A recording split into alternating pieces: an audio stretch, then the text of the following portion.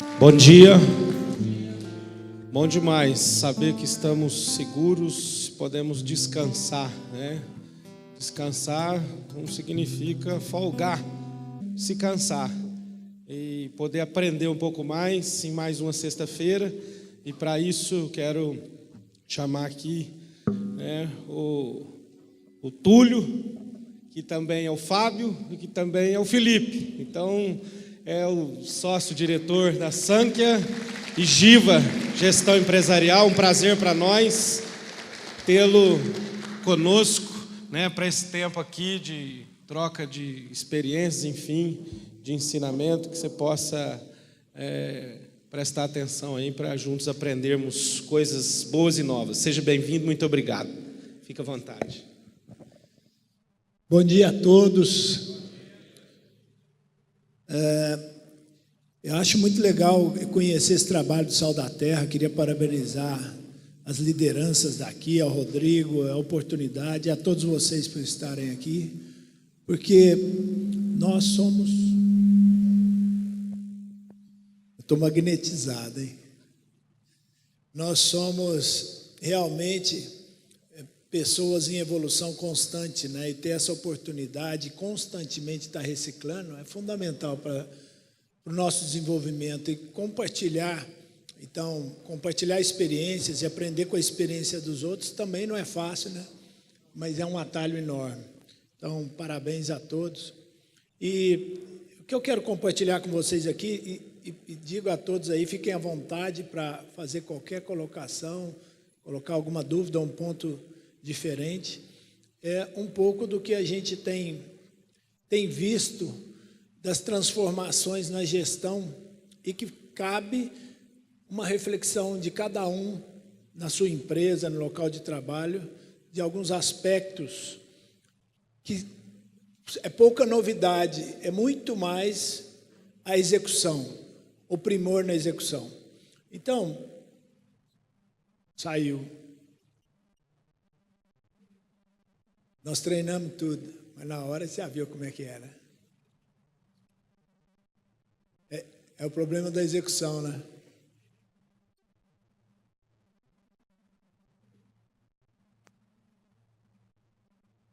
Olha lá. Normalmente, e aqui no Brasil parece que isso é mais intenso, né? De um lado, do lado esquerdo, ali nós temos uma série de coisas que tomam o nosso tempo bastante hoje. Tem a ver com coisas que a gente tem muito pouca influência, ou quase nenhuma. Na política, muitas vezes é na hora do voto, a concorrência, você pode muito mais interagir, a economia, então a gente vê que hoje um Trump com o Twitter na mão é uma bomba relógio, né? Uma bomba relógio. Então, assim, o mercado como um todo é um sobe e desce, e há muitos anos eu ouvia falar assim, a única certeza que a gente tem da vida é a mudança, né? E eu nunca vivenciei isso mais do que nos dias de hoje, parece que isso fica mais intenso. Então a gente tem que estar muito ligado nisso. Nós temos que estar ligado, mas tomar tempo da nossa preocupação demais com coisas que a gente tem pouca influência só traz frustração, né? Mas pelo lado de cá, pelo lado direito do quadro, nós temos áreas onde, na nossa empresa, nos nossos empreendimentos, onde a gente tem toda a influência. Que é a nossa estratégia, os processos da empresa, a equipe, né? E as finanças. Então, essa área é onde a gente pode fazer a transformação. E muitas vezes a gente vê, meu negócio não vai bem por causa do mercado, por causa do dólar, que a economia caiu. Tá, caiu para todos. Esse é um fato. Isso vai trazer influência. A questão, e aí é que é legal para a gente pensar, é que diferença nós podemos fazer dado essa nova realidade. Concorda? E muitas vezes, é lógico que a gente chora, como bom brasileiro, mas a questão é, o que nós vamos fazer frente a essa transformação que é fato? Em geral, é para todos. A gente tem números, por exemplo, que nos últimos 2, 3 anos, a crise foi pior em vários aspectos, para vários setores, e as pequenas empresas sofreram bem mais do que as médias e as grandes. Por quê? Porque, em geral, as pequenas empresas têm menor musculatura, uma estrutura menor para tomar as decisões mais certas. Elas têm menos capital de giro, e o capital de giro é engraçado, né? Ou os recursos, quando você precisa, aí que eles ficam mais caros, né? Então, a gente tem que tomar atenção, principalmente aqueles que estão à frente das pequenas empresas, que gera mais de 50% dos empregos no país e que é responsável por menos de 30% do PIB, que a vida é mais difícil para as pequenas empresas. É mais difícil, isso é uma outra realidade. Como é que nós convivemos com isso? A taxa de mortalidade das pequenas empresas, nesses últimos anos, foi muito maior. Muito mais recuperação judicial por causa das dificuldades. Quem vai sobreviver nesse novo cenário?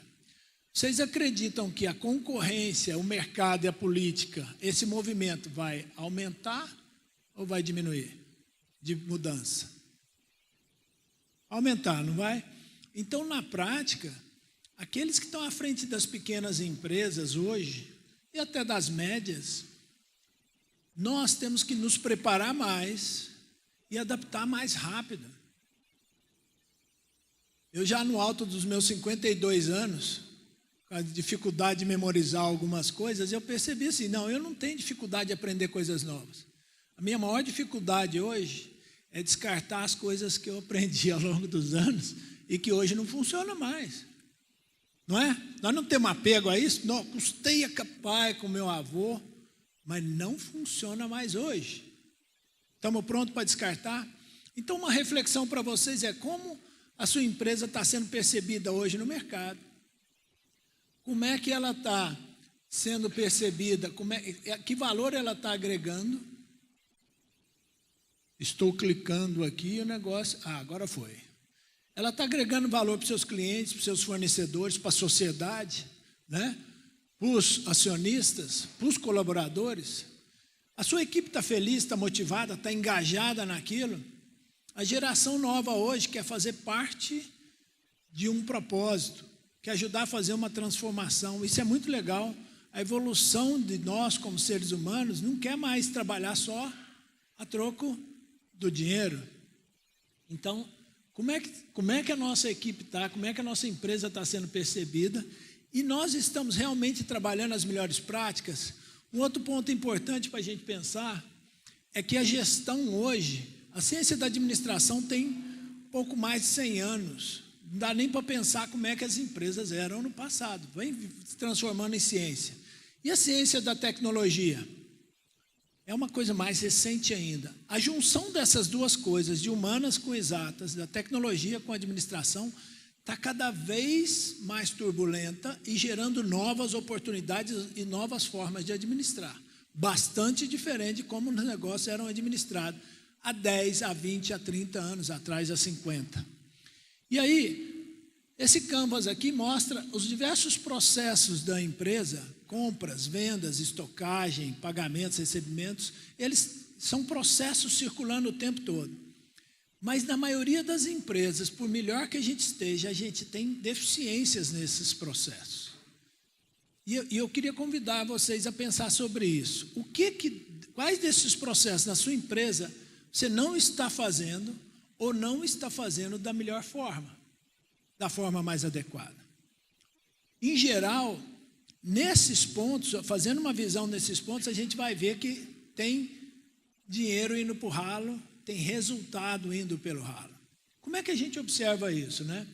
Então, a gente pode olhar todos os processos, todas as tarefas que a gente faz no dia a dia das empresas, elas podem ser classificadas de duas formas. Uma pela forma de execução, outra pela natureza delas. Bem simples.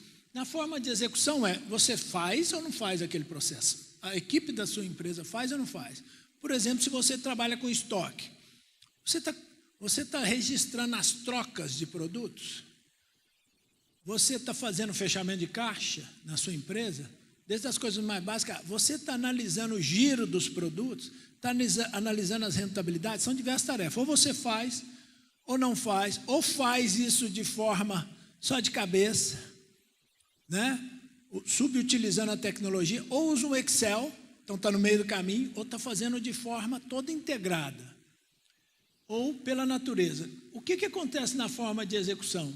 Se você está fazendo ela toda sistematizada, em geral, você tem muito mais segurança da informação, capacidade de escalar e de crescer mais rápido. Algumas tarefas que são poucas, feitas muito facilmente, nem precisam estar automatizadas às vezes. Mas a grande maioria, se você não fizer automatizada, dificilmente você vai fazer ela com boa qualidade. Pela natureza, a gente pode classificar qualquer tarefa dentro da empresa. Como é que vai dar certo? A gente pode classificar qualquer tarefa, olhando na pirâmide da administração, isso é pela ciência mesmo, como uma tarefa operacional, uma tarefa de controle, uma tarefa de gerenciamento ou uma tarefa de planejamento. Então pensa, na base da pirâmide a gente tem as tarefas de operação, né? Vamos ver se dá certo agora. Será que se vocês passarem aí dá certo? Beleza. As tarefas de operação de uma empresa, quais são elas? Só para a gente entender. É simplesmente uma tarefa de fazer uma venda, fazer um pagamento, fazer um recebimento, fazer uma transferência de dinheiro do caixa para o banco, dar uma entrada de produtos. São tarefas operacionais. Elas são básicas. Estão na base da pirâmide.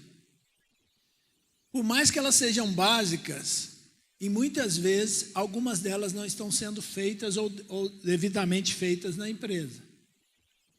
Tá? As de operação. Quais são as características das tarefas operacionais, né? Elas, em geral, como eu falei, lançamento de uma venda, uma própria venda, pagamento.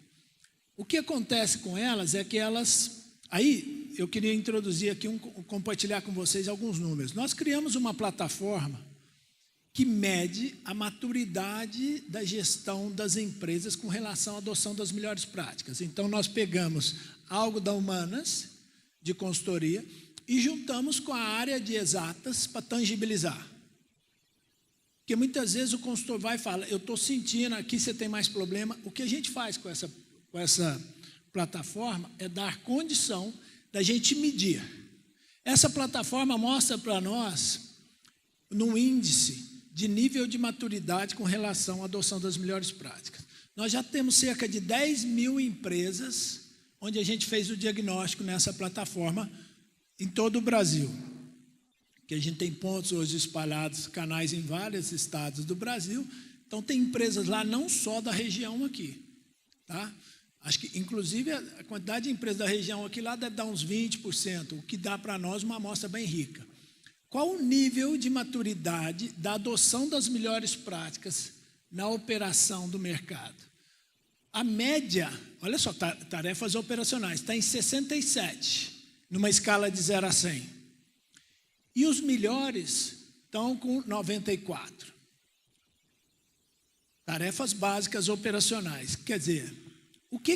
quem está acima, lá nos benchmark, nos melhores, o que ele tem de diferencial com quem está na média ou abaixo da média? Nas tarefas operacionais, ele tem muito mais possibilidade de escalar, muito mais eficiência, muito maior segurança das informações e menor custo. Então, imagina, você tem uma empresa de materiais para construção e você, uma série de coisas de operação, você não faz ainda por alguma deficiência. Então você não aponta as trocas, ou não tem um controle dos produtos nas diferentes níveis. Quem tem aquilo melhor está com muito maior facilidade disso. Eu comparo essa parte de operação, é como se a sua empresa está rodando como se fosse um carro com um freio de mão puxado ou com os pneus vazios. E o outro está passando com o carro todo regulado. Quando a gente sobe um pouco mais na pirâmide para controle, o que a gente espera? O que são as atividades de controle, as tarefas de controle da nossa empresa? Fechamento de caixa, conciliação bancária, checagem dos produtos que foram vendidos, que muitas vezes a gente vende os produtos, a hora que vai entregar, está entregando produto diferente. Ou na parte de serviço, vender um serviço, está entregando outro. Então, essas tarefas todas são de controles. Elas estão logo acima da de operação. São básicas também. O que a gente espera? Se o nível de maturidade estava em 94, os benchmark para as tarefas de operação, o que a gente espera? Quem está na frente em controle? A média de mercado e os benchmarks. Vocês acham que aumenta ou diminui esse número? Diminui, né? Isso aqui é dado real. Olha lá, ó. Em controle, a média do mercado, ele está pensando, vai dar certo. Ó, quando ele pensa demais, ele dá um tilt, já viu? Em controle, a média cai um pouco e os tops do mercado caem mais ainda. O que quer dizer isso? Quanto mais complexa vai ficando a tarefa, menor a chance de estar sendo feita dentro da empresa. Se o pessoal, em geral, não está fazendo bem uma tarefa de operação, quanto mais de controle. Olha lá, ó, de 94, os benchmarks caíram para 89.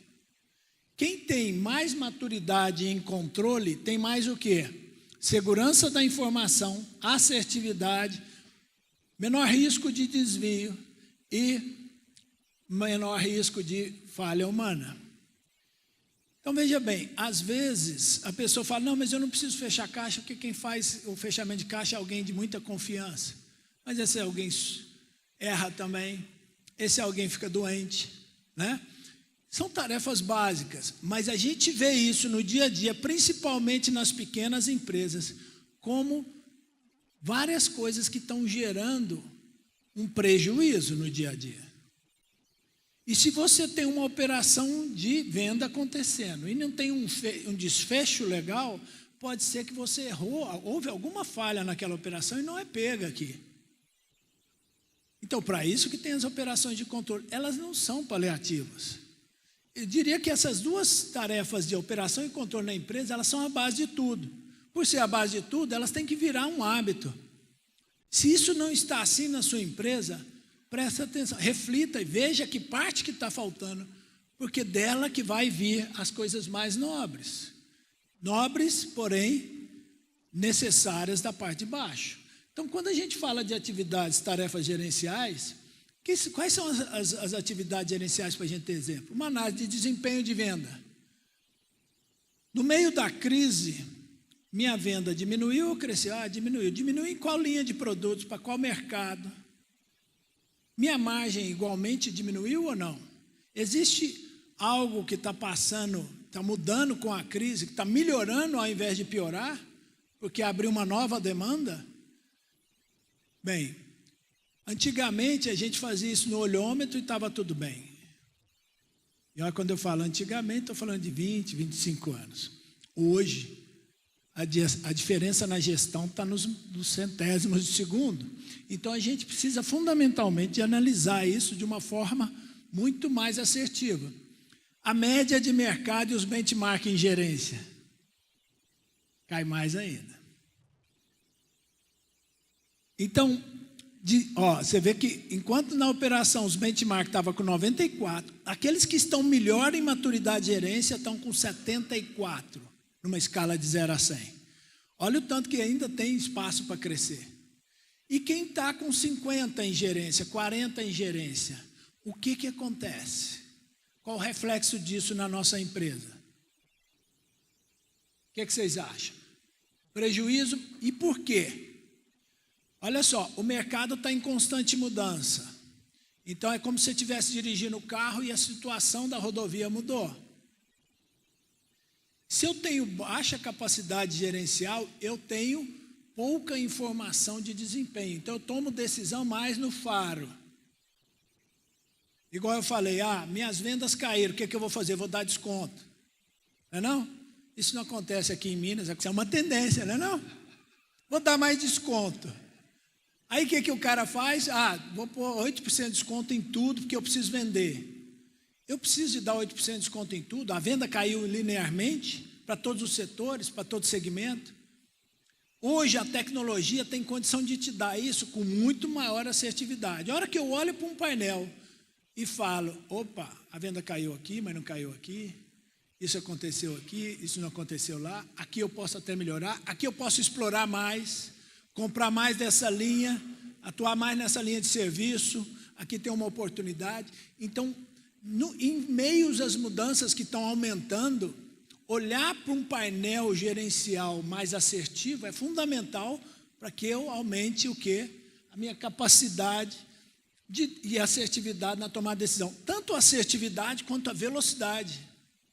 Imagina que você está dirigindo um Fusca, quem já andou aqui nos Fusquinhas sabe fazer, a gente abria aquela ventarola, pegava um papel higiênico lá no porta-luva, ficava limpando, é normal. Hoje você pode estar num Palio, ele tem ar-condicionado, ele tem sensor para tudo. Os carros hoje, se houve uma mudança, se está chovendo, você está num Fusca, você está a 60, você está correndo um perigo enorme, nem ABS não tem. O cara passa a 100 num Palio, você fala, ele é maluco. Ele olha para você no Fusca e fala, ele é maluco. Né? Então, assim, hoje a gente tem que usar as tecnologias. Eu estou fazendo uma comparação com a parte de transporte, porque isso é na nossa gestão. Quem está dirigindo uma empresa, às vezes você fala, não, é o meu concorrente fazendo aquela campanha, ele é doido. Às vezes você está no Fusca e ele no Palio. Nem estou falando que ele está no Ferrari, não, no Mercedes, não. Ele está com muito maior assertividade. Como é que nós vamos fazer? Então, como é que a gente tem que fazer para estar naquele 74? E qual a diferença que nós vamos ter? Vamos ter mais lucro, melhor resultado. E por último, na pirâmide, quando a gente fala da natureza, a gente vem para as atividades de planejamento. Quais são elas? O que caracteriza a atividade de planejamento? Em que mercado que eu estou, atingindo com qual público, né? O que eu planejei de vendas, eu estou atingindo, não estou atingindo. E aí, o que acontece com o índice? Ele está muito próximo dos índices de gerência. Ele está pensando, então espera-se que ele vai travar. Do índice de gerência. Tá? Está muito próximo do índice de gerência em planejamento. Ou seja, a maioria ainda planeja e acompanha o planejamento com muita dificuldade. Quem tem uma habilidade maior de planejar do que quem não tem, o que tem diferente? O que ele tem de diferencial? Quem tem uma maturidade maior em planejamento. O que vocês acham? Em meio a essas mudanças constantes. O Gustavo falou da peripécia dele de ir lá para o Torres del Paine, né? O que ele teve que fazer antes de ir? Planejar. Quanto mais ele planeja, o que mudou? Aumenta para ele a condição de antever problemas.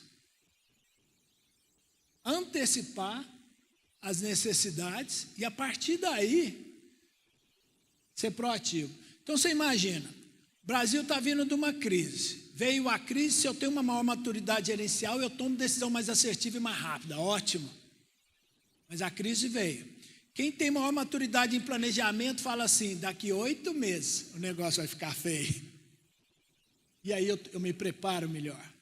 Então, aumentando a previsibilidade, eu consigo reagir, agir mais na frente ou não está? Então, a gente tem condição de fazer isso com várias tarefas. Eu estou olhando o cenário, eu estou olhando o que está acontecendo no dia a dia, e a tecnologia é a sua maior aliada para isso. Você está usando ela bem? Essa é a reflexão. Que a tecnologia hoje, em todas as áreas, ela está presente. E ela não é um fim. Ela é um meio da gente tomar essas decisões. Esse ali é um reflexo do mercado hoje. E a dúvida é, aí operação, controle, gerência e planejamento, onde é que estão os benchmarks em azul e como é que você está em cada área dessa. O que a gente pode oferecer para vocês, que qualquer empresa que está aqui, e que interessar em fazer um diagnóstico desse, é nos procurar. Pode mandar e-mail, tem povo da Giva aqui. Manda e-mail, faz contato, a gente vai lá e faz um diagnóstico para vocês na empresa de vocês e dá um resultado desse nível de maturidade, como é que você está em relação ao setor, área a área de processo. Isso a gente faz sem custo algum. Você não tem um compromisso de comprar da gente nem nada. Você pode depois querer ver nossa solução. E a gente pode fazer isso sem problema para vocês, sem nenhum compromisso. E aí, a dica que eu quero dar é como sua empresa pode... Eu queria colocar isso da seguinte forma. O que reflete a maturidade da gestão de uma organização, da sua empresa? Os produtos que você vende? A sua sede? Onde você está localizado? O que mais reflete a maturidade da gestão da sua empresa? Quem quer dar um chute? Fica à vontade. Como é que a gente identifica o principal fator que reflete na maturidade da gestão da sua empresa? As pessoas. Olha só, muitas vezes a gente acha, não, o que reflete a maturidade são o sistema que eu uso, os produtos ou serviços que eu presto. Não. A maturidade da gestão de uma empresa, ela é uma decorrência da somatória da maturidade de cada colaborador dentro da sua empresa. Pode parecer óbvio, mas não adianta você ter o melhor sistema do mundo se as pessoas, se elas não estiverem comprometidas. Vocês concordam com isso? Não adianta você ter o melhor processo desenhado se a pessoa não sabe e as pessoas mudam. Então eu preciso treinar constantemente as pessoas. Essa é a conclusão que eu queria passar para vocês. Independente do uso da tecnologia, a gente tem que olhar a nossa empresa de forma integral. Processos, pessoas e tecnologia. Alinhem isso tudo. Então vocês estão vindo e fazendo treinamento. Quanto você está investindo no treinamento da tua equipe? É fundamental isso. Quanto que eles estão entendendo que se eles não treinarem e também mudar o processo, aperfeiçoar o que eles fazem, não vai ocorrer mudança nenhuma. Só fica na nossa cabeça e o povo não digere isso. Então, assim, quer estar com uma maturidade melhor? Primeiro, mensure, saiba onde estão os gaps e aí trabalhe cada um dos seus colaboradores como um grande aliado para fazer essa transformação. Tal coisa não está funcionando de jeito nenhum. E por que não está funcionando? Ah, não sei. Aí o que ele faz? Ele joga a responsabilidade lá para fora. Eu convido vocês a assumir esse protagonismo e também transferir isso junto, engajar a equipe toda de vocês a assumirem esse protagonismo também. Porque se a minha área de compras não está bem, a pessoa que trabalha na área de compras é o principal responsável por fazer mudar essa situação. Se o processo não está legal, vamos trabalhar com ele para mudar. Se o sistema está com algum problema, ele precisa ser apontado em cautela, o que está acontecendo. E normalmente a gente vê muitas vezes na empresa alguém falando assim, não, tal coisa nunca funcionou e não funciona. Aí você pergunta, por quê? Por que não está funcionando? E as respostas são evasivas. Tipo assim, é como se fosse o problema está lá fora. A grande diferença nas nossas empresas, nós temos que fazer em conjunto. Então, esse esforço que nós estamos fazendo aqui de aperfeiçoamento precisa se estender a todos da nossa empresa. Vocês concordam? E é assim, de mãos dadas, é incrível. Dentro da empresa, porque às vezes a gente vê muita empresa que parece que você tem concorrentes internos. Nós temos que trabalhar isso em conjunto e aí fazer a diferença. Então, obrigado por esse tempo aí, né, pela oportunidade. Queria agradecer mais uma vez a vocês.